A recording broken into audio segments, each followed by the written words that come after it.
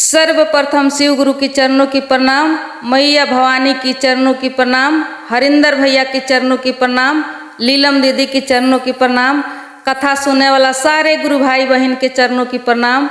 मेरा प्रणाम स्वीकार हो। हे महादेव जी, मेरा प्रणाम स्वीकार हो। आई दीदी, एगो कहावत सुनले होखेम कि का एगो काम कर दे तू तो तहरा ई गोड़ के महावर दह जाइत। ई कहावत आप लोग सुनले होखेम कि एगो काम कइए दे तू तो तहरा गोड़ के महावर दह जाइत। तो ई कहावत कब से शुरू भइल बा, कैसे शुरू भइल बा, यही के संबंध में एगो पंडिताइन आ एगो डोमिन से जुड़ल बहुत बढ़िया ज्ञानवर्धक कहानी बा। ताई ये कहानी के सुनल जाओ आ समझल जाओ कि कहावत कब से शुरू भइल आ कैसे शुरू भइल। एक कहानी से सुनल जाई आ समझल जाई। एगो गांव में एगो पंडिताइन रहली। पंडिताइन बहुत पूजा पाठ करस, बहुत भक्ति अपना में महसूस करस कि हम बहुत सबसे ज़्यादा ये गांव भर में सबसे ज़्यादा ज्ञानी बानी, बुद्धिमानी बानी, हम पतिव्रता नारी हई, हम बहुत ज़्यादा पूजा पाठ करीने। हमरा ऐसन ये गांव में केहू पूजा पाठ ना करेला, केहू पतिव्रता नारी नहीं खे, हमरा इतना बुद्धि ज्ञान केहू के नहीं खे। उनकर जाति जौन रहे वो जाति के लेके उनका बहुत ज़्यादा अपना आप में घमंड रहे कि हमरा ऐसन भक्तिन केहू नहीं खे, हमरा ऐसन पुजारिन केहू नहीं खे। हम जितना जानता नहीं पूजा पाठ के बारे में, पर्व तीज के बारे में, उतना केहू के ज्ञान नहीं खे। वो बड़ जात रहली, पंडिताइन रहली। उससे गांव के लोग भी ये समझे कि पंडिताइन सच में बहुत ज़्यादा भक्तिन बाड़ी, पुजारिन बाड़ी। काहे कि पंडित लोग तो ऐसा हूँ ज्ञानी होखेला, पर्व तीज पूजा पाठ जौन कुछ भी होला वो लोग के ज़्यादा जानकारी होला। वो लोग से पूछ के समझ के तो कौनो पूजा होला, कौनो पर्व तीज होला। तो उसे वो पंडिताइन के सब केहू माने समझे आ उ सब केहू के अपना से नीच समझस, हीन समझस। काहे कि कहस कि हम सबसे ज्ञानी बानी, हमरा खानी पतिव्रता नारी केहू नहीं खे। अब उनकर पूजा पाठ पर्व तीज देख के पंडित जी के भी लागे कि सच में हमरा पंडिताइन खानी ये गांव में केहू के मेहरारू नहीं खे। हमर पंडिताइन जौन बाड़ी उ पतिव्रता हई, भक्तिन हई, पुजारिन हई। तो ये पंडियो जी के बहुत ज़्यादा घमंड रहे, अहंकार रहे अपना पंडिताइन पर। पंडित जी कहीं केहू के घरे जास पूजा पाठ करावे या कहीं चौक चौराहा पर बैठस तो हरदम अपना पंडिताइन के प्रशंसा करस, हरदम उनका पूजा पाठ के, उनका पतिव्रता धर्म के प्रचार प्रसार पंडित जी करस, उनका प्रशंसा में लागल रहस। कहीं जास तो एकदम केवल अपना पंडिताइन के चर्चा में रहस कि हमरा पंडिताइन खानी ये गांव में केहू नहीं खे पतिव्रता, केहू भक्ति नहीं खे। हमरा पंडिताइन के बहुत ज़्यादा ज्ञान बा, बहुत ज़्यादा बुद्धि बा, भक्तिन बाड़ी उ। अब गांव के लोग भी कुछ ना कहे, गांव के लोग भी कहे कि हाँ पंडिताइन खानी तो सही में केहू के औरत नहीं खे भक्तिन या पतिव्रता, सब लोग छोट जाति से बा, अनपढ़ बा, गंवार बा, उतना बुद्धि उतना ज्ञान कहाँ से आई है केहू उतना पूजा पाठ करी चाहे पतिव्रता बन के बैठी। तो ये सब लोग समझे बात के, पंडित जी के कदर करे, इज्जत करे। अब देखें दीदी, एक दिन के बात हो कि पंडित जी कहीं बैठ के कोनो चौक चौराहा पर 10 गो लोग बैठे रहे, वही बीच में पंडित जी बैठे रहनी। पंडित जी से लोग कथा कहानी सुनत रहे, कुछ कुछ ज्ञान लेत रहे। तब तक पंडित जी सब कहते कहते फिर अपना पंडिताइन के चर्चा शुरू कैनी कि हमरा पंडिताइन से लोग के सीखे के चाही कि एगो नारी के कर्तव्य का होला, पतिव्रता कैसे बनल जाला, कैसे पूजा पाठ पर्व तीज कैल जाला। ये हमरा पंडिताइन से लोग के सीखे के चाही, समझे के चाही। यह बात पंडित जी चर्चा करत रहनी, प्रशंसा करत रहनी, सब लोग सुनत रहे, हाँ में हाँ भरत रहे। तब तक देखी वही जाएगो, वही गांव के बाहर एगो बस्ती रहे, जौना बस्ती में डोम लोग रहे। डोम लोग के तो ऐसा हूँ गांव से बाहर बस्ती रहेला, गांव के भीतर तो लोग के घर ना रहेला। तो ही गांव के बाहर एगो डोम के बस्ती रहे। वही डोम के बस्ती से एगो डोम वहाँ आके बैठ गईलन। वो कहीं निकला रहलन सुख दौरा बेचे खातिर। अब थोड़ा देर खातिर बैठ के आराम करे लगलन, थोड़ा अलग हटके, काहे कि जात के डोम रहलन। तो उसे वो थोड़ा सा अलग हटके आ बैठ के पंडित जी के कथा कहानी जीबा से सुने लगलन। अब सुनते सुनते पंडित जी जौन अपना पंडिताइन के प्रशंसा करे लगलन। ई बात पर ई डोम जौन रहलन वो कहलन कि ना पंडित जी देखी ई काहे कहो तनी कि हमरा पंडिताइन खानी पतिव्रता केहू नहीं खे, लेकिन हम कहें कि हमरा डोमिन खानी पतिव्रता केहू नहीं खे। अब पंडित जी के बात पर बड़ा गुस्सा आइल। कहलक कि ई डोम जात होके आई अपना डोमिन के हमरा पंडिताइन से तुलना करता, ई बहुत गलत बोलता, ई डोम पागल हो गई बा लागता। अब पंडित जी उ डोम से कहनी कि डोम तू ई का ना अफसाना बोलता री, तू एगो हमरा पंडिताइन के तू डोमिन से तुच्छ जाति से नीच जाति से तुलना करता री, ये तू सही नहीं की करत, चुपचाप अपना काम में जो। लेकिन डोम जौन बा तौन लागल कहे कि ना ये हम सही कहतनी कि रउआ पंडिताइन से हमर डोमिन जौन बिया उ पतिव्रता बिया, रउआ मानी या ना मानी।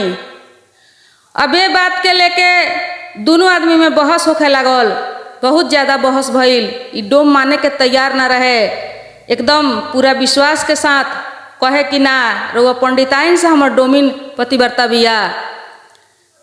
अब पंडित जी बहुत नाराज भइलन, बहुत गुस्सा में अइलन, सबसे हरलन तो कहलन कि ठीक बा, जब तू ना मनबे तो चल तरैया कइल जाओ, देखल जाओ कि पंडिताइन पतिव्रता बाड़ी कि तोर डोमिन पतिव्रता बिया। ये बात के हमने के चेक करे के पड़ी। अब दोनों जने पंडित जी कहले कि चल पहला हमरा घरे, तू देख हमरा पंडिताइन के, हमर पंडिताइन कैसन बाड़ी, आ हमरा पंडिताइन के ते मजाक उड़ाओ तारी, ई सही बात नहीं खे, ई गलत ते कर तारी। लेकिन चल अपना आँख से देख ले कि हमर पंडिताइन कैसन बाड़ी, आ तब ते अपना डोमिन के देखिए। डोमुआ कहलस कि ठीक बा, चली रउआ पंडिताइन के देख ले जाओ, ओकरा बाद हमरा डोमिनो के देखल जाई। अब देखी दीदी का भइल कि दोनों आदमी वहाँ से चल दिलक लो, चल के आई लोग पंडित जी के द्वार पर। पंडित जी के द्वार पर जब आई लो तो पंडित जी अपना पंडिताइन के हाथ लगौले, कहले कि ए पंडिताइन एक लोटा पानी लेके बाहर आओ, द्वार पर केहू मेहमान आइल बा। आ पंडिताइन जौन बाड़ी उ का कैले रहली कि सोरहो सिंगार क के पूरा सज धज के आंगन में एगो खटिया रहे, खटिया पर बैठ के वो अपन पाँव जौन रहे महावर से भरले रहली, उहे महावर सुखावत रहली, बैठ के गोड़ झुलावत रहली खटिया पर। तब तक पंडित जी आके यहाँ पंडिताइन के बुलावे लगनी कि पंडिताइन बाहर आओ, एक लोटा पानी लेके भर के आओ, हमनी के द्वार पर एगो मेहमान आइल बड़े, तू जल्दी पानी लेके आओ। लेकिन पंडिताइन जौन बाड़ी उ देखी का जवाब देता री, बड़ा पतिव्रता रहली, सती रहली। उ कहतरी कि पानी रउआ आके खुदे भर के ले जाई, काहे कि हम अभी अपन गोड़ जौन बा उ महावर से भरले बानी, हमर महावर दह जाई पानी भरे में, कल चलावे में, पानी रउआ भर के आके लेके जाई। लेकिन पंडित जी फिर एक बार दोहरौले कि अरे कुछ ना होई, पानी लेके तू जल्दी बाहर आओ। पंडिताइन कहतरी फिर उहे जवाब कि ना जी रउआ पानी भर के ले जाए के बता ले जाई, आना तो छोड़ दी, हम अभी कल चलावे ना जाएम, हमरा से अभी पानी ना भराई, हमरा गोड़ के महावर दह जाई, हम पानी लेके नहीं आ सकत। अब इतना जवाब सुन के पंडित जी बहुत ज़्यादा शर्मिंदा भइले। शर्मिंदा होके अब डोम जौन बाड़े पंडित जी को ओर ताके लगले। डोम कहले कि चली पंडित जी अब हमरा घरे चल जाओ, पंडिताइन के देख लिया। केतनो पंडित जी कैले लेकिन पंडिताइन बाहर ना आइली, उ ना निकलली बाहर। अभी पंडित जी आई डोम जौन बा पंडिताइन के द्वार पर चलता लो, डोम के द्वार पर चलता लो। डोम के द्वार पर जब चलता लो तब डोमिन जौन रहली, अब डोम के घर टूटल फाटल, वही टूटल फाटल घर में पर्दा उर्दा तान के उनकर डोमिन जौन रहली उ स्नान करत रहली, नहात रहली। अब जब ई द्वार पर गइल बालो तो डोम कहत रे अपना डोमिन से कि रे खोबड़िया के माई, बाहर एक लोटा पानी लेके आओ, द्वार पर पंडित जी आइल बानी। अब डोमिन जब सुनत तारी डोम के बोली तो ऐसा ही होखबे करेला, कहले कि रे पानी लेके आओ एक लोटा, पंडित जी द्वार पर आइल बानी। अब डोमिन नहात रहली, लेकिन का कैली कि बड़ा सुंदर से बड़ा प्रेम से वही जा लोटा रहे, लोटा के मांस के साफ सुथरा क के बहुत सुंदर एक लोटा पानी भरली। आ पानी भर के वही पर्दा के भीतर से अपन हाथ जौन बा वो हाथ के बढ़ा दहली, बढ़ा के आ कहली कि पानी है रख लियाओ, हम नहातानी, पानी पंडित जी के पियावल जाओ।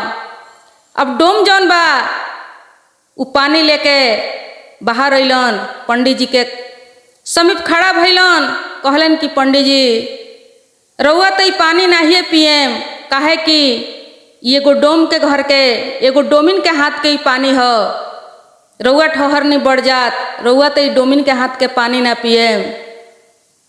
पंडित जी कहले कि ना, ई पानी हम जरूर पिएम, काहे कि ई पानी एगो डोमिन के हाथ के ना बल्कि एगो पतिव्रता नारी के हाथ के ही पानी ह। ई पानी लावा हमरा के दो, ई पानी हम जरूर पिएम। पंडित जी पानी लेके पानी पियले आ कहले कि सच में तू जीत गइल आ हम हार गइनी। पतिव्रता एकरा के कहल जाला कि जौन आदमी स्नान करता, स्नान करे के समय में ढंग से कपड़ा बदन पर ना होला, लेकिन फिर भी वो आदमी जवाब ना देलक कि हम पानी ना दे सकेम, हम नहातानी। कितना आदर से एक शब्द भी ना बोल के आ पानी कितना सुंदर जल दे दहलक, थाह भी ना लागल। तो एकरा के पतिव्रता कहल जाला। आ जे बैठ के खटिया पर गोड़ झुलावता आ कहता कि हमर महावर दह जाई, भले द्वार पर के मेहमान चल जाए या रहे, एकरा के पतिव्रता ना कहल जाला। हमर पंडिताइन जौन बाड़ी उ ढोंगी बाड़ी, तोहर डोमिन जौन बिया उ सच में पतिव्रता नारी बिया। काहे कि पतिव्रता बने खातिर चाहे भक्तिन बने खातिर जात पात के मतलब ना होखेला, संस्कार के मतलब होला। तोहरा डोमिन के जौन संस्कार बा उ संस्कार हमरा पंडिताइन में नइखे। अब पंडित जी पानी पी के आ वहाँ से घरे अइले, घरे आके अपना पंडिताइन के कहले कि का एक लोटा पानी दे दे तू तो तोहरा पाँव के महावर दह जाइत, तोहरा गोड़ के महावर दह जाइत, जे तू आज एगो डोम के सोझा हमरा के नीच बना देहलू। तो ई कहावत उहे पंडित जी कहले रहले कि तोहरा गोड़ के महावर दह जाई। जौन कहावत हमनी के आज कहेला सब केहू, यदि केहू कोनो काम ना करेला तो ओकरा पीछे ही कहावत कहल जाला। तबे से ही कहावत शुरू भइल। तो देखी पंडित जी हार मान गईले, अपना पंडिताइन के कहले कि तू ढोंगी बाड़ू, जौन कुछ तू करेलू सब देखावा करेलू, तू समझेलू कि ये गांव के लोग अनपढ़ गंवार बा, सब लोग छोट जात से बा, नीच जात बा।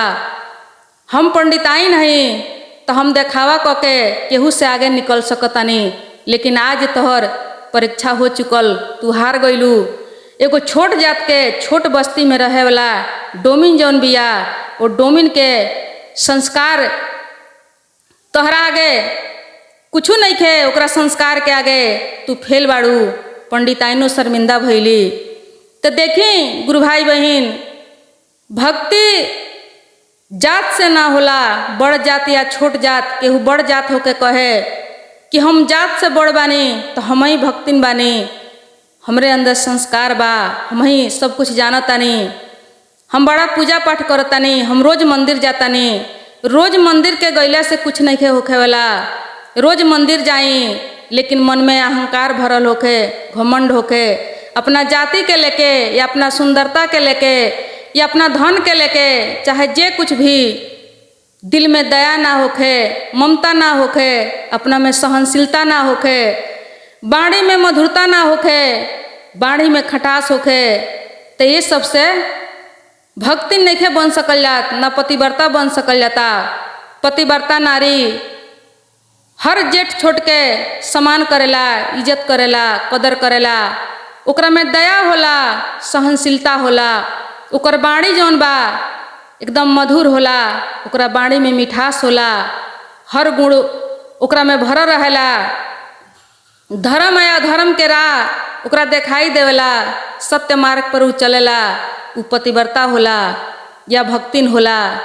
लेकिन घमंड से, अहंकार से केहू कहे कि हम रोज पूजा करतानी, पूजा करी या ना करी, पूजा अलग विषय हो गईल आ भक्ति अलग विषय हो गईल। पूजा के मतलब कि रउआ रोज पूजा करतानी, घर में पूजा करतानी, मंदिर में पूजा करतानी, लेकिन राउर बानी व्यवहार विचार जौन बा सब जैसन के तैसन बा, तो वो पूजा से भक्ति नहीं हो सकत। भक्ति के मतलब दोसर हो गईल, भक्ति दोसर विषय है। भक्ति में ना कुछ मन में चाहत होला, ना अहंकार होला, ना क्रोध होला, ना लोभ लालच होला। एकदम ही मन जौन बा लौलीन रहेला, पवित्र रहेला, ओकरा के भगवान स्वीकार करीने, उहे पूजा के भगवान स्वीकार करीने, वही पूजा से भगवान प्रसन्न होइने। केहू के प्रति दया होखे, केहू के प्रति ममता होखे, वही भक्ति से भगवान प्रसन्न होखिने। ताई गुरु भाई बहन, आज के यह कहानी रहल हो। ई डोमिन आ पंडिताइन में दोनों जने में के श्रेष्ठ रहे, ई कथा से समझ में आइल। आ तब से ई कहानी शुरू भइल कि पाँव के महावर दह जाई का एगो काम कर देला से। ताई कहानी यदि अच्छा लागल होखे तो वीडियो के शेयर करी, लाइक करी, सब्सक्राइब करी, आ ये कथा के ध्यान से सुनी आ समझी। हर हर महादेव।